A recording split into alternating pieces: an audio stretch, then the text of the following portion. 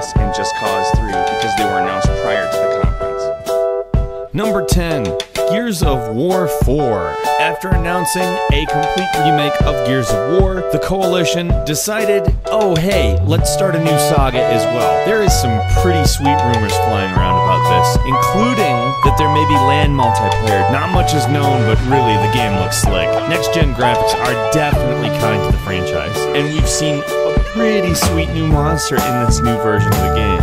If you're a fan of the original Gears of War, or any of its sequels, I'm sure this is going to be a big deal for you. Number 9, Hitman. After a not particularly well-reviewed entry to the franchise, Hitman is back, and they are making promises about how you're going to be playing Hitman that say it's a lot more like the old games, and therefore more what people are looking for in the franchise. On top of what looks like the more open approach of the older games, the contracts mode apparently has become significantly more enhanced, allowing for custom missions that can be played by you and your friends competitively. Hitman is going to be a big deal. It's really great to see such an awesome game sort of come back into its own, and that's what's happening with Hitman. Number 8, Dreams. Dreams is a sort of different animal altogether than what we're used to as games. It's kind of like a Mario paint that dropped Mario and became everything that anyone could ever use to create interactive art. It's hard to explain, but really, you should give the video a look. I'm convinced you could make a movie with it if you really wanted to. It's pretty awesome. Number 7, For Honor. For Honor kind of reminds me of Dynasty Heroes, but more of a medieval rather than Japanese or franchise-oriented setting. It's a big fight, however, your team is a lot bigger than in Dynasty Heroes. It kind of looks arcadey, but maybe a little bit more detailed than just that. The combat does look a little bit more deliberate than Dynasty Heroes, but on the other hand, it really also looks like it's kind of a refined take on the idea. Number 6, Tom Clancy's Ghost Recon Wildlands. The latest entry in the tactical shooter franchise, the game abandons the futuristic setting of Advanced Warfighter and Future Soldier, instead being set in present time, more similar to Tom Clancy's original Ghost Recon. It will be the first in the series to feature an open world, with side missions and AI that apparently actually has an agenda of its own. Number 5, Dark Souls 3. Impossibly unforgiving, with an approach to storytelling that a lot of people call peppering.